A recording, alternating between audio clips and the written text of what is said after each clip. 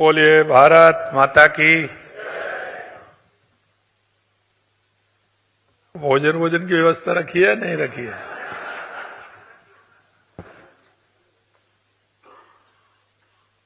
मैं देख रहा हूं कि कलकत्ता के अंदर सुस्ती नहीं होती है, लेकिन मैं समझ सकता हूं।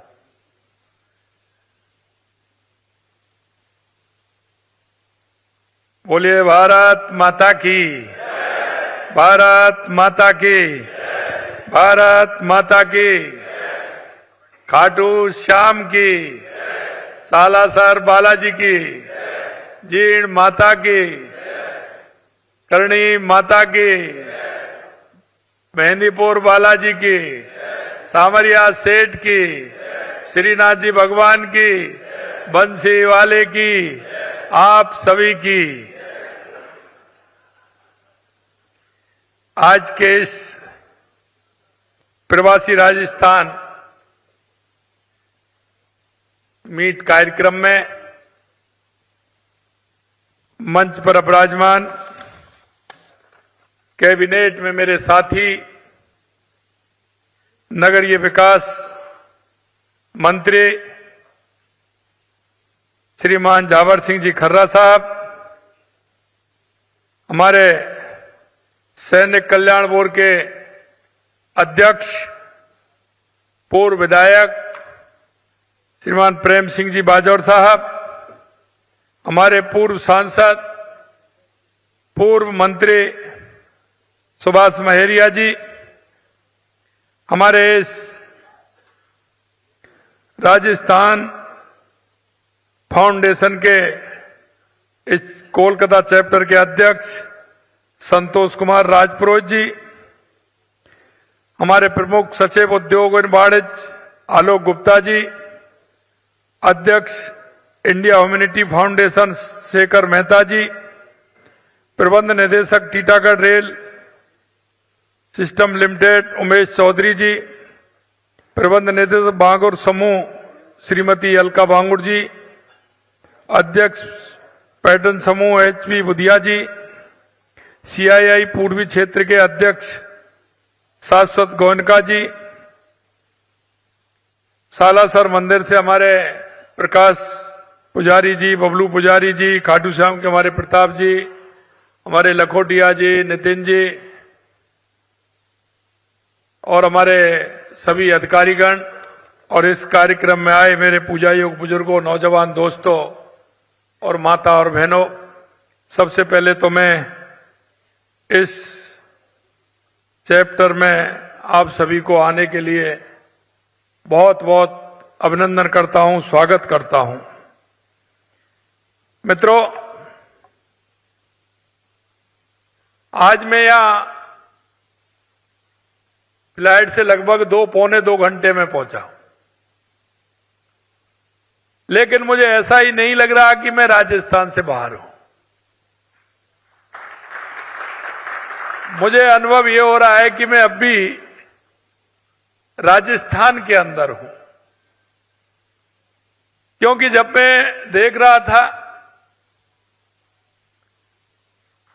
ये झुंझुनू, ढूंढलौद, सीकर, चूरू, बीकानेर, जब मैं ये देखता हूं कि पूरा जालौर, पाली, सिरोही, जोधपुर, जब किसी से पूछता हूं तो वो बताते हैं कि साहब हम तो वहां से हैं, तो मेरा मन बिल्कुल प्रसन्न रहता है और मेरे को ऐसा लगता है कि मैं कैलकाटा में नहीं, राजस्थान में हूं और अपने भाइयों के बीच में हूं। और इसलिए आज मैं आप सभी प्रवासी राजस्थानियों के बीच में कोलकाता आकर अपने आप को गौरवान्वित महसूस कर रहा हूं। हम सभी के लिए अति हर्ष तथा गर्व का विषय है कि बंगाल की अर्थव्यवस्था में आप राजस्थानियों का महत्वपूर्ण योगदान है। और मुझे कहने में यह कोई संकोच नहीं है कि अभी से नहीं, आजादी से पहले से यह राजस्थानियों का बहुत बड़ा इस क्षेत्र के अंदर काम रहा है। और आपने जिस तरह से बंगाल की अर्थव्यवस्था में अपना महत्वपूर्ण योगदान दिया है, निश्चित रूप से ये राजस्थान की आपकी जन्मभूमि आप पर गौरव प्रदान करती है कि आपने अपनी मेहनत से अपने विवेक से, अपने सामर्थ्य से और राजस्थान की उस मिट्टी की खुशबू से आपने पूरे बंगाल में राजस्थान का नाम रोशन किया है। इसके लिए भी मैं आपको धन्यवाद देता हूं। और मुझे धन्यवाद इस बात का भी देना चाहता हूं कि बंगाल के अंदर ही नहीं, राजस्थान का कोई भी भाई दुनिया के किसी भी देश में गया है या देश के किसी प्रदेश में गया है, मुझे इस बात की खुशी है कि उसने मां राजस्थान की मिट्टी की खुशबू को फैलाने का काम किया है। और इसीलिए आज राजस्थान में कोई भी व्यक्ति कोलकाता, पश्चिम बंगाल के किसी अन्य स्थान पर आता है तो उसे अकेलापन नहीं लगता है। आप लोग का पूरा सहयोग उस व्यक्ति को मिलता है और ये बहुत महत्वपूर्ण बात है। आप में से कई लोग तो पीढ़ियों से रह रहे हैं। ये देखकर हर्ष होता है कि इतनी दूरी होते हुए भी आपने राजस्थान की परंपराएं, रीति रिवाजें, संस्कृति आपने जीवंत बनाए हुए हैं। पूरे पश्चिम बंगाल और विशेषकर कोलकाता में राजस्थानियों ने अपनी उद्यमता, कर्मशीलता से अपनी एक विशिष्ट पहचान बनाई है। आपकी उपलब्धियां प्रदेशवासियों, विशेषकर युवाओं और आने वाली पीढ़ियों के लिए प्रेरणा का, मार्गदर्शन का स्रोत बन रही हैं। भाइयों बहनों, आज हम आपके बीच में आपकी जन्मभूमि और कर्मभूमि के संबंधों को मजबूत बनाने के लिए आए हैं। हमारी कोशिश है आप प्रवासियों के लिए राजस्थान में हर साल एक सुनिश्चित कार्यक्रम हो, जिससे कि कम से कम उस कार्यक्रम के माध्यम से आप अपनी जो मातृभूमि है, जन्मभूमि है, उससे आपका सीधा संपर्क रहे। और संपर्क रहने के लिए इसलिए हमने प्रवासी राजस्थान दिवस का आयोजन हर साल 10 दिसंबर को जयपुर में करने जा रहे हैं। इस दिवस के आयोजन के माध्यम से हम ये प्रयास कर रहे हैं कि देश और दुनिया के किसी भी कोने में रहने वाला राजस्थानियों का सीधा जुड़ाव उनकी जन्मभूमि से बना रहे। आज मैं यहां आपको इस कार्यक्रम में शामिल होने का निमंत्रण देने के लिए आपके बीच में आया हूं, पीले चावल देने के लिए आपके बीच में आया हूं। और मैं कहना चाहूंगा, पधारो हमारे देश। आप आइए, आपकी अपनी राजस्थान की मिट्टी आपके स्वागत के लिए तैयार है।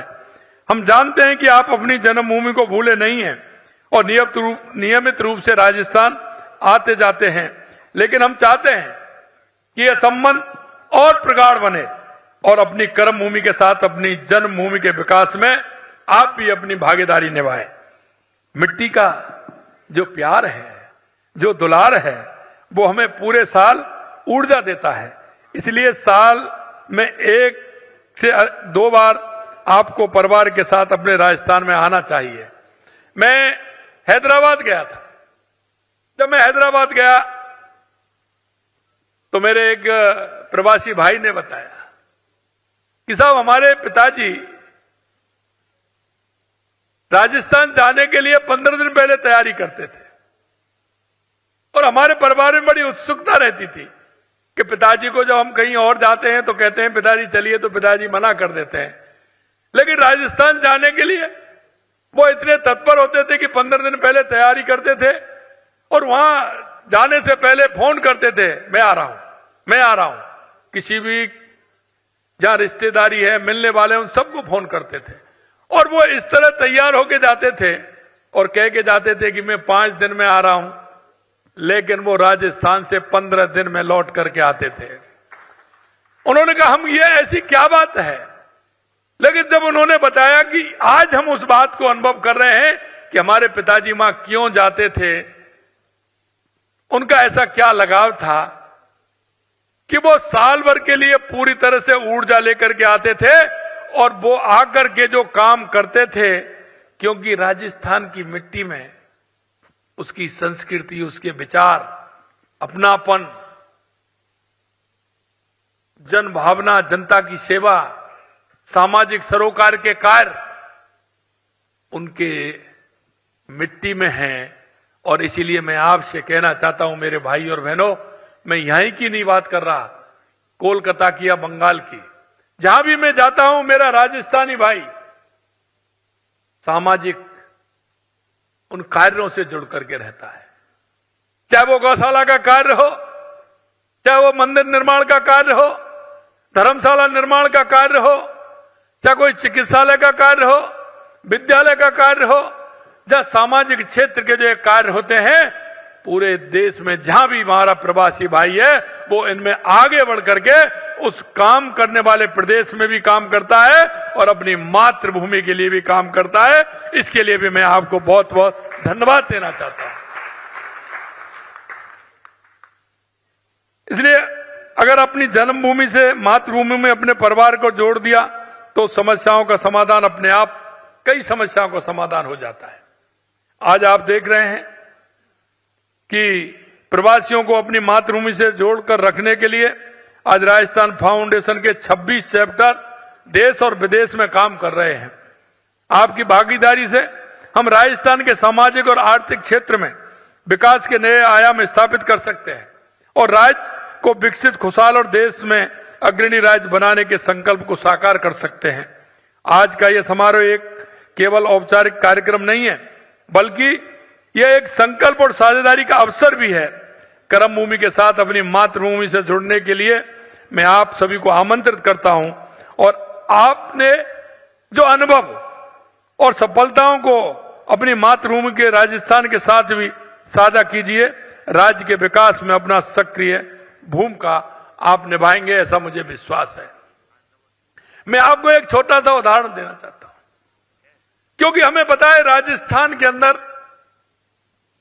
हर साल लगातार कई सालों तक अकाल की स्थिति होती थी।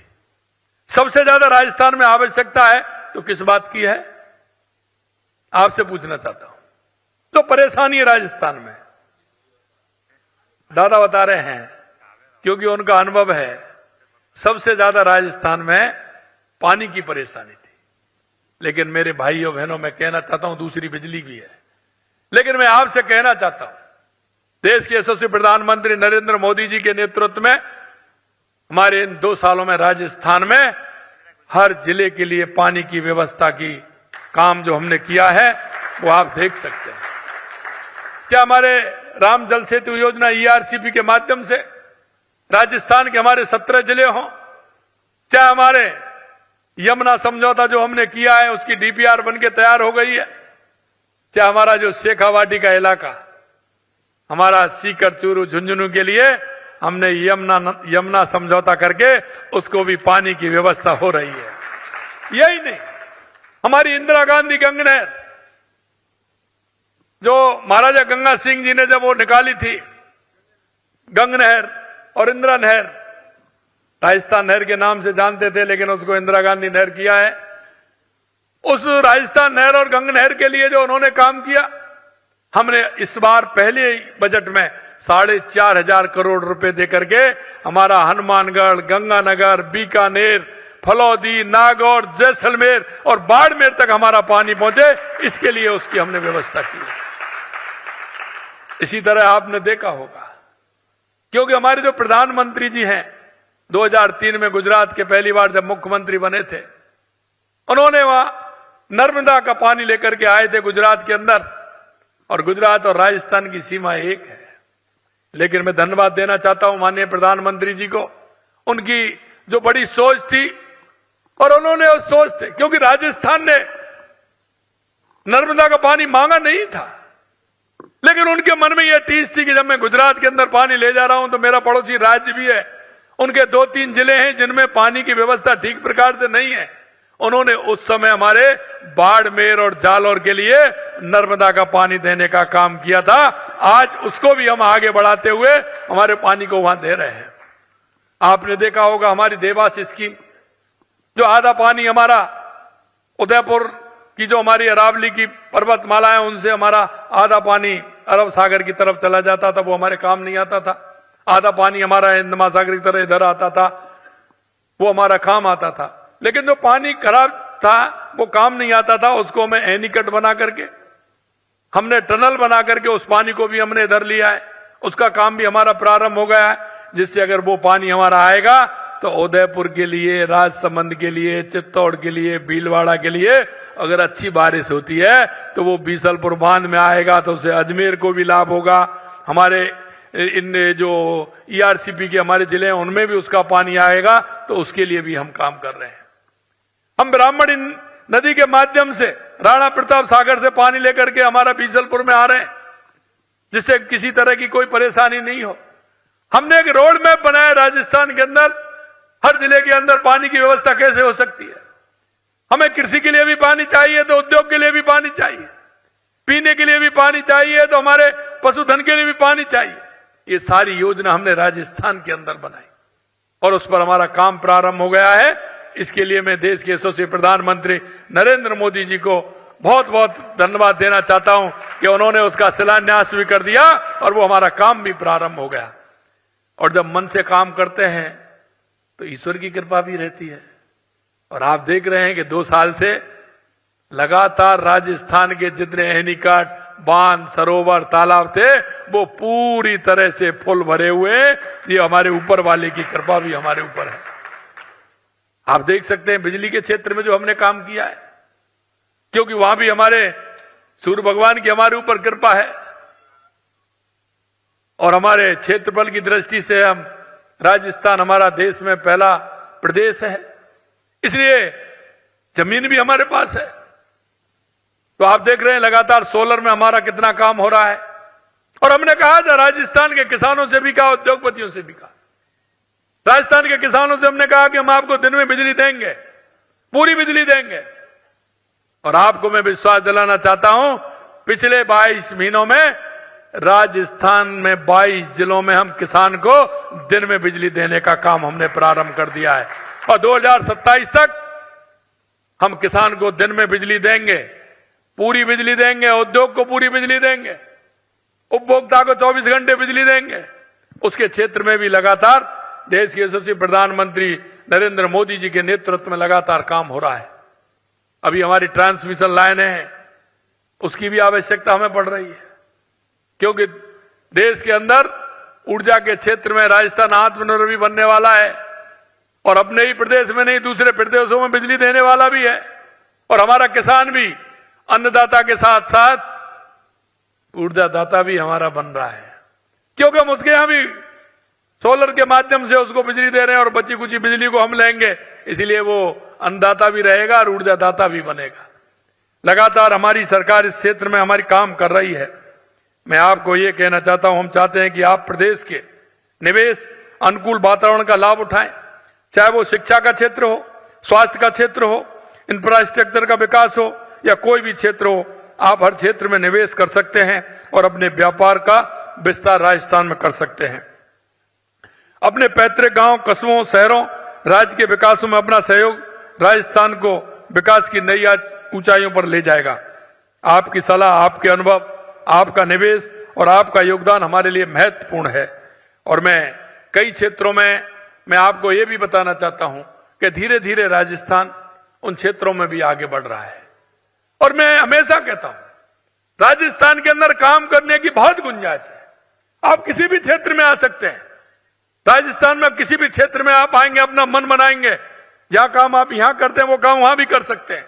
और मैं एक और निवेदन करना चाहता हूं, अगर आपने 2 यूनिट या 3 यूनिट यहां लगाई हैं तो 1 यूनिट अवश्य राजस्थान में लगाना और फिर उसका मुनाफा देख लेना कि यहां की ज्यादा मुनाफा है और वहां की ज्यादा मुनाफा है। यह भी मैं कहना चाहता हूं, क्योंकि जब मैं जापान गया था, जापान के लोगों के साथ जब मेरी मीटिंग हो रही थी, क्योंकि हम तो जानते हैं राजस्थानी जो भाई हमारा होता है, कोई भी बिजनेस लगाता है तो जब हम उससे पूछते हैं कि आपके क्या हाल चाल है, आपका व्यापार कैसा चल रहा है।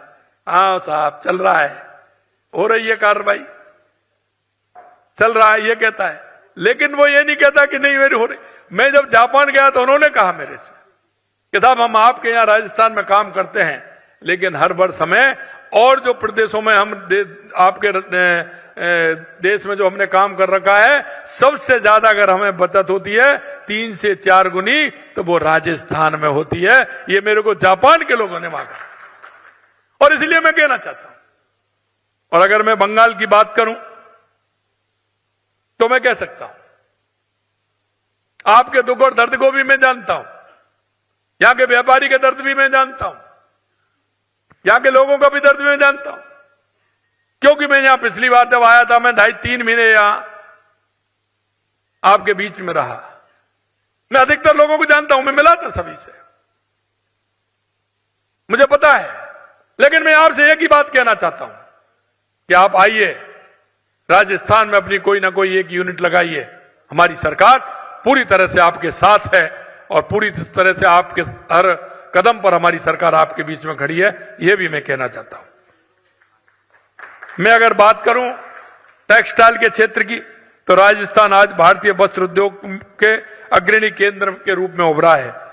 हमारे यहां 1500 से अधिक कारखाने कार्यरत हैं और काम करने की एक समृद्ध परंपरा है जो औद्योगिक पैमाने और राज्य की विरासत को आपसे जोड़ती है। हमारा राजस्थान पॉलिस्टर, विस्फोट शूटिंग, सूत, सिंथेटिक सामग्री, ऊन का सबसे बड़ा उत्पादक है। साथ ही वित्तीय वर्ष 2023-24 में देश का चौथा सबसे बड़ा कपास उत्पादक राज्य भी बन चुका है। विश्व प्रसिद्ध बांधनी, लहरिया, कोटा डोरिया और ब्लॉक प्रिंटिंग से लेकर के आधुनिक फैब्रिक क्लस्टर तक राजस्थान की विविधता का बेजोड़ है। भीलवाड़ा, जयपुर, पाली, बालोतरा 4 प्रमुख टेक्सटाइल केंद्र बन गए हैं। भीलवाड़ा और जोधपुर में स्पेशल जोन विकसित किए जा रहे हैं। पाली, अजमेर और जयपुर में 3 उन्नत एकीकृत वस्त्र पार्क SITP हैं जो विश्व स्तरीय इंफ्रास्ट्रक्चर के प्रति हमारी प्रतिबद्धता को दर्शाते हैं। आप राजस्थान के टेक्सटाइल और अपरेवल सेक्टर की पूरी वैल्यू चेन में निवेश कर अपनी यूनिट्स का विस्तार कर सकते हैं। इसी तरह से खनन के क्षेत्र में राजस्थान में बहुत बड़ी गुंजाइश है।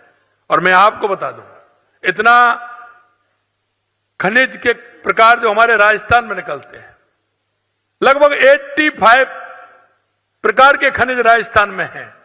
मैं आपसे कहना चाहता हूं कि आप जानते हैं कि राजस्थान भारत का मिनरल सेंटर है। यह एक ऐसा राज्य है जो भूवैज्ञानिक विविधता और अपार खनिज संपदा से समृद्ध है। राजस्थान के अंदर सोना भी है, चांदी भी है, लोहा भी है, जस्ता भी है, पीतल भी है, तांबा भी है। 85 प्रकार के मिनरल राजस्थान से निकलते हैं। हमारा संसद भवन आप देख रहे हैं, राष्ट्रपति भवन राजस्थान के पत्थर से बना है। हम देश में जस्ता, शीशा, चांदी, जिप्सम, रॉक फॉस्फेट, मार्बल, बलुआ पत्थर के अग्रणी उत्पादक। हमने पिछले साल राजस्थान खनिज नीति 2024 तथा Rajasthan AIIMS and policy 2024 launch की थी और सरकार में खनिजों के ब्लॉक की नीलामी में हमारे पिछली साल में देश में हम पहले नंबर के हैं, क्योंकि तुरंत आई है, तुरंत पाई है, देरी का कोई काम नहीं है। इसलिए उसमें राजस्थान खनिजों के ब्लॉक में नीलामी में पहले नंबर पर राजस्थान रहा है। अब आपको मैं बात करूं पेट्रोकेमिकल्स की, तो आपने देखा है कि राजस्थान तेजी से भारत के हाइड्रोकार्बन और पेट्रोकेमिकल्स के केंद्र के रूप में उभर रहा है। आपका राजस्थान देश का सबसे बड़ा अनसोर्ड क्रूड ऑयल उत्पादक है और दूसरा सबसे बड़ा प्राकृतिक गैस उत्पादक राज्य है। आपको यह जानकर खुशी होगी कि लंबे समय से प्रतीक्षित HPCL की रिफाइनरी इस साल दिसंबर में शुरू होने वाली है। एक बहुत बड़ा काम। बालोतरा के, बाड़मेर के उन धौरों में हमारी रिफाइनरी दिसंबर के महीने में प्रारंभ होने वाली है। इसके साथ ही वहां पर पेट्रोकेमिकल्स कॉम्प्लेक्स भी स्थापित किया जा रहा है। डाउन स्ट्रीम उद्योग के लिए राजस्थान पेट्रो जोन विकसित किया जा रहा है और आप देखेंगे तो ताज्जुब करेंगे कि हमारे वहां 11 ब्लॉकों में काम प्रारंभ हो चुका है। और मैं आपको आमंत्रित करता हूं, पेट्रोकेमिकल के क्षेत्र में आप आइए। अपना उद्योग वहां लगाइए। और हम तो इतना कर रहे हैं कि उसमें हम पूरा सेट बना करके पूरा कंप्लीट करते हुए आपको वहां दे रहे हैं। आपको कुछ नहीं करना है, आपको आकर के अपनी मशीनों को संचालित करना है और अपना काम चालू कर देना है। ये भी हम आपसे कहना चाहते हैं। आइए इसके अंदर अपनी यूनिट लगाइए। राजस्थान के रसायन और पेट्रोकेमिकल क्षेत्र के भविष्य को आकार देते हुए मैं आप सभी को आमंत्रित करता हूं। इसी तरह से अभी बात कर रहे थे रिन्यूएबल एनर्जी में, रिन्यूएबल एनर्जी भविष्य की सबसे बड़ी आवश्यकता है और राजस्थान में सौर ऊर्जा, पवन ऊर्जा की अपार संभावना है। इसी को देखते हुए हम सौर मॉड्यूल एवं सेल निर्माण केंद्रों के लिए सौर पार्कों और औद्योगिक क्षेत्र में सक्रिय रूप से भूमि आवंटित कर रहे हैं। राजस्थान 34,555 मेगावाट की स्थापित क्षमता के साथ सौर ऊर्जा के क्षेत्र में देश में प्रथम स्थान पर है। रिन्यूएबल एनर्जी राज्य की कुल स्थापित विद्युत क्षमता का लगभग 70% है। हमने पिछले कुछ महीनों में 17 गीगावाट अक्षय ऊर्जा परियोजनाओं के लिए 34,000 हेक्टेयर भूमि आवंटित की है। ये निवेश को धरातल पर लाने के प्रति हमारी प्रतिबद्धता को दर्शाता है। इसके अलावा राज्य ने पिछले पौने 2 वर्ष में पीएम कुसुम के तहत battery storage, pump storage, rooftop solar या विकेंद्रीकृत सौर परियोजनाओं सहित ऊर्जा के हर क्षेत्र में नई शुरुआत की है। और इसी तरह से आपने देखा है, क्योंकि आज शेखावाटी के हमारे प्रमुख जो हमारे नेता हैं, चावर सिंह जी खर्रा साहब, सुभाष महरिया जी, प्रेम सिंह बाजौर जी बैठे हैं। और यहाँ कलकत्ता के अंदर हमारे शेखावाटी के हमारे प्रवासी भाइयों की बहुत बड़ी संख्या है। उसके लिए भी मैं आपसे कहना चाहता हूं, उसके लिए पर्यटन के क्षेत्र में पर्यटन की अर्थव्यवस्था का प्रमुख आधार है राजस्थान, क्योंकि राजस्थान जैसा कहीं नहीं मिलेगा। और आपसे मैं कहना चाहता हूं, दुनिया में कहीं भी घूम के आइए, लेकिन एक साथ जो राजस्थान में आपको मिलने वाला है वो कहीं नहीं मिलेगा। अगर झीलों की नगरी देखनी है तो उदयपुर जाइए, अगर आपको दोहरे देखने हैं तो जैसलमेर, बाड़मेर जाइए, अगर आपको बड़े बड़े किले और महल देखने हैं तो कुंभलगढ़ जाइए, चित्तौड़गढ़ जाइए, जोधपुर जाइए, बीकानेर जाइए, जयपुर में आइए। आपको सभी जगह ऐतिहासिक किले, महल और पहाड़ों के ऊपर जो मिलेंगे आपको दुनिया में कहीं नहीं मिलेंगे। ऐसा आपको डेजर्ट जो हमारा जैसलमेर में, खुड़ी में है, दुनिया के अंदर कहीं नहीं मिलेगा। झीलें उदयपुर में आप देखेंगे तो वो भी है। अगर अभ्यारण्य की बात करूं तो जाते ही टाइगर अगर आपको मिल जाए तो रणथंभौर चले जाइए, सरिस्का चले जाइए। अगर आपको बर्ड से प्रेम है, चिड़ियों से प्रेम है, तो बर्ड सेंचुरी देखने भरतपुर आइए, तालछा पर आइए। मेरे भाइयों, मैं ये कहना चाहता हूं कि आप राजस्थान के अंदर जाओगे तो एक बार में 10, 12, 15 चीजें देख करके आओगे। आपका मन प्रसन्न होगा, आपका परिवार भी प्रसन्न होगा कि हमारी यात्रा राजस्थान की बहुत अच्छी रही।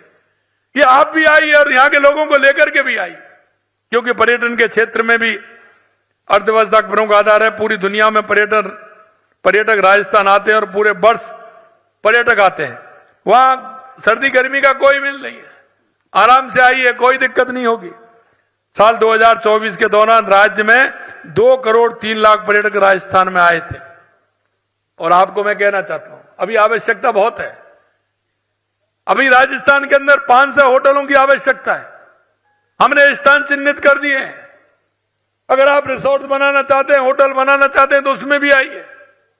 और एक हमने कहा है कि अभी आपने देखा होगा हमारी जो डॉक्यूमेंट आई थी, उसमें भी हमने दिखाया था, हमने पर्यटन हॉस्पिटैलिटी सेक्टर को उद्योग का दर्जा दिया है।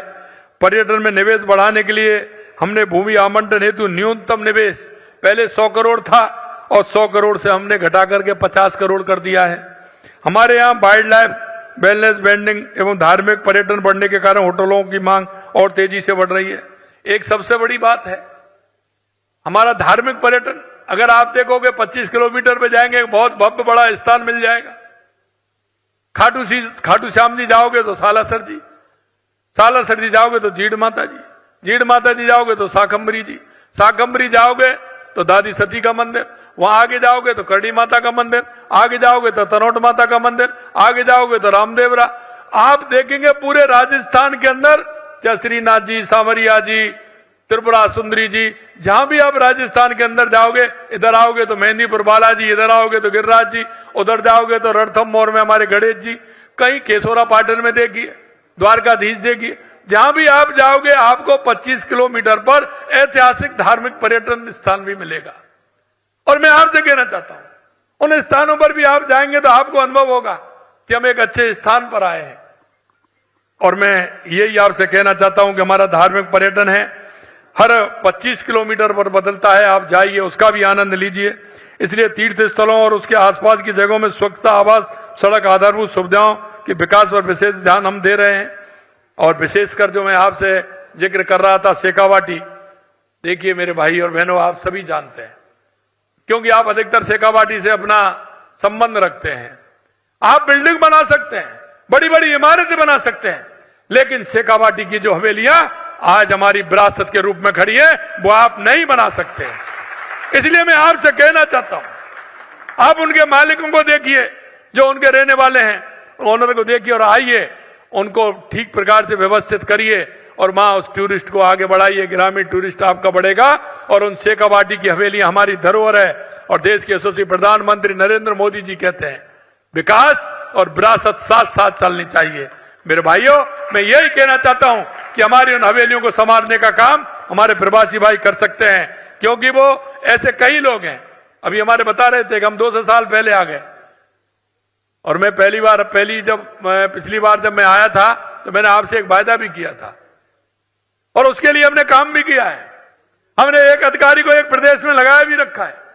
हमने वहां भी कलेक्टर को निर्देशित किए हैं कि हमारे प्रवासी भाई की कोई भी जमीन हो, मकान हो, दुकान हो, हवेली हो, उसकी रक्षा करना हमारी सरकार का काम है। इसकी उसकी हिफाजत हम करेंगे, उसको किसी भी तरह की कोई परेशानी नहीं आनी चाहिए। इन हवेलियों को भारत की सबसे बड़ी खुली कला दीर्घा कहा जाता है। राजस्थान के समृद्ध और सांस्कृतिक इतिहास का एक आईना है और जिस नक्काशी, भित्ति चित्रों, स्थापित शैली के कारण उनका अद्भुत नजारा देखने को मिलता है। अब राजस्थान सरकार इन हवेलियों के संरक्षण, पुनर्जीवन के लिए ठोस कदम उठा रही है। राजस्थान के इस खुले कला संग्रहालय को दुनिया के पर्यटन मानचित्र पर और अधिक मजबूती के साथ स्थापित करने के हमारे प्रयासों में आपका सहयोग बहुत महत्वपूर्ण है। आप भी अपने पैतृक स्थानों की इन कलात्मक हवेलियों के मालिकों से संपर्क कीजिए, उन्हें पर्यटन स्थल के रूप में विकसित करने के लिए प्रोत्साहित कीजिए।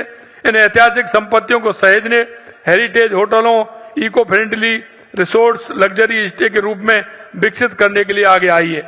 इसकी वजह से शाही विवाह स्थलों के रूप में शेखावाटी अगला बड़ा केंद्र बनने की क्षमता रखता है। यह मैं बात आपको इसलिए कह रहा हूं, जब मैं कोरिया के अंदर गया था तो वहां मैं मिल रहा था, तो वहां के लोग मेरे से मिलने के लिए आए। उन्होंने मेरे से कहा कि हम राजस्थान गए थे, हम हमारी शादी उदयपुर करना चाह रहे हैं, लेकिन हमको वहां होटल नहीं मिला। उनको होटल नहीं मिला। हमने कहा हम बात करते हैं। बोले था उन्होंने आप कहा है हमसे कि 3 साल तक हमारा होटल बुक है। हमने कहा हम बात करते हैं। हमने जब वहां से बात की और हमने कहा कि भाई इनकी शादी होनी चाहिए, तो हमने कहा कि आपको 1 साल के अंदर अंदर होटल मिल जाएगा। तो उन्होंने कहा कि साहब कोई बात नहीं है, हम शादी 1 साल बाद करेंगे, लेकिन करेंगे हम राजस्थान के अंदर। लोग राजस्थान को इतना दिल से प्यार करते हैं, बाहर के लोग देखते हैं कि ये राजस्थान की मिट्टी है, क्या संदेश देती है। इसलिए मैं कहना चाहता हूं मेरे भाइयों बहनों कि शेखावाटी भी हमारा वो क्षेत्र बन सकता है जब लोग शादी करने के लिए दुनिया भर से लोग वहां आए और अपनी शादी वहां करें। तो ये भी मेरा आप सभी से कहना है। आपने देखा राजस्थान में औद्योगिक विकास की अपार संभावना है, और इसी को देखते हुए पिछले दिसंबर में आयोजित rising Rajasthan global investment summit के तहत हमारे सरकार ने 35 लाख करोड़ रुपए के अधिक के एमओयू किए थे।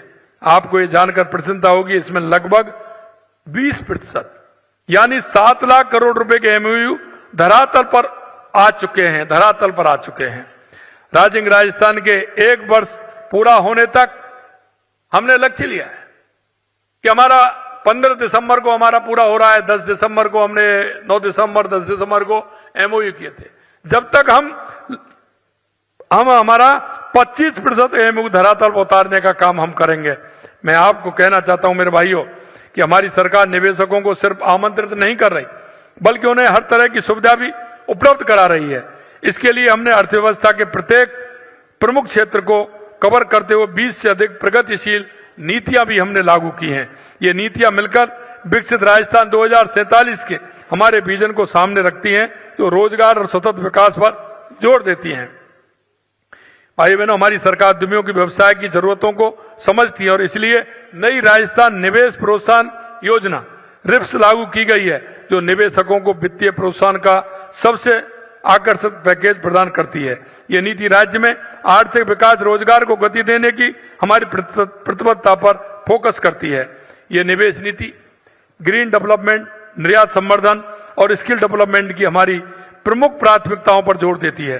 साथ ही 7 प्राथमिकता वाले क्षेत्रों में प्रोत्साहन भी प्रदान करती है। नए उभरते अवसरों को पहचानते हुए रिप्स में उभरते क्षेत्रों की सूची का विस्तार करते हुए एरोस्पेस और रक्षा, ड्रोन, सेमीकंडक्टर, कृषि तकनीकी, वेस्ट रिसाइकलिंग को शामिल किया गया है। कोई भी उद्योग सभी जगह सही दाम पर जमीन के बिना आकार नहीं ले सकता। इसी को देखते हुए हमने रीको को नई प्रत्यक्ष भूमि आवंटन नीति लागू की है। यह नीति राइजिंग राजस्थान इन्वेस्टमेंट समिट में एमओयू करने वाले को नीलामी प्रक्रिया को दरकिनार करते हुए निर्दिष्ट क्षेत्र में आरक्षित दरों पर औद्योगिक भूखंड प्राप्त करने की सुविधा प्रदान करती है। पिछले कुछ महीनों में ही इस नीति के तहत 1200 निवेशकों को भूखंड उपलब्ध कराए गए हैं। भाइयों बहनों, मैंने राजस्थान में पिछले कुछ समय से में हुए विकास की एक संक्षिप्त तस्वीर और आगे की कार्य योजना आपके सामने रखी है। मैं आपसे इतना कहना चाहता हूं कि आपने देखा है, हमने जो सरकार से पहले जो हम राजस्थान में जनता के बीच में गए थे, हमने जो कोई वायदा किए थे, निश्चित रूप से उन वायदों को ध्यान में रखते हुए हम काम कर रहे हैं।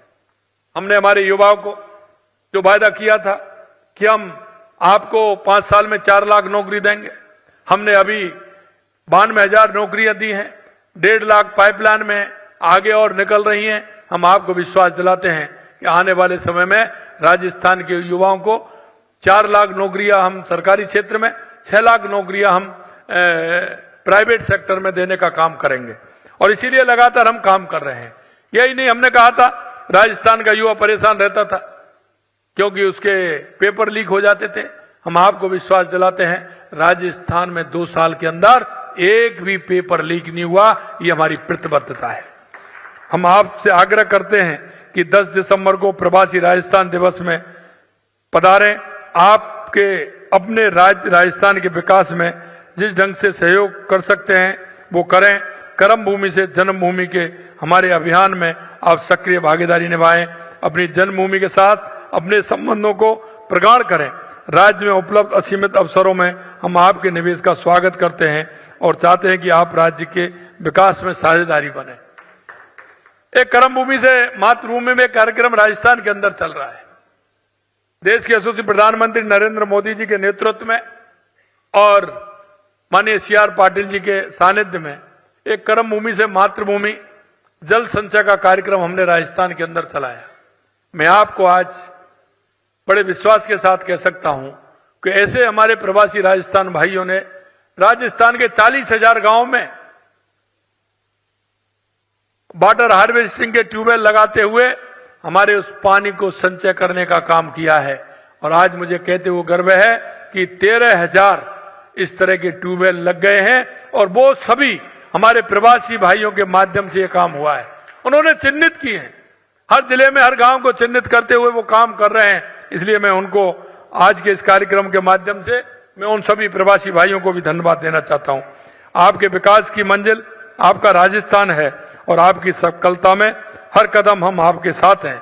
आप सभी ने आज के इस कार्यक्रम में भाग लेने में जो उत्साह दिखाया उसके लिए मैं फिर से आपको सभी को धन्यवाद देता हूं। एक बार फिर से आप सभी का बहुत बहुत धन्यवाद। और मैं अंत में इतना ही कहूंगा मेरे भाई और बहनों कि लगातार आपकी जन्मभूमि का परिवर्तन जो आप देख रहे हैं उसमें आप सभी का बहुत बड़ा सहयोग है। अंत में इतना ही कहूंगा कि आप आइए, राजस्थान के उस मिट्टी को, खुशबू को आप फैलाने का काम कर रहे हैं, लेकिन आप अगर एक कदम चलेंगे तो राजस्थान 101 कदम चलेगा, यह मुझे विश्वास है। आप आइए, राजस्थान पधारिए। आप सभी को मैं बहुत बहुत धन्यवाद देता हूं और यही कहता हूं, पधारो हमारे देश। आप सभी को बहुत बहुत धन्यवाद। जय हिंद, जय भारत, जय राजस्थान, जय बंगाल।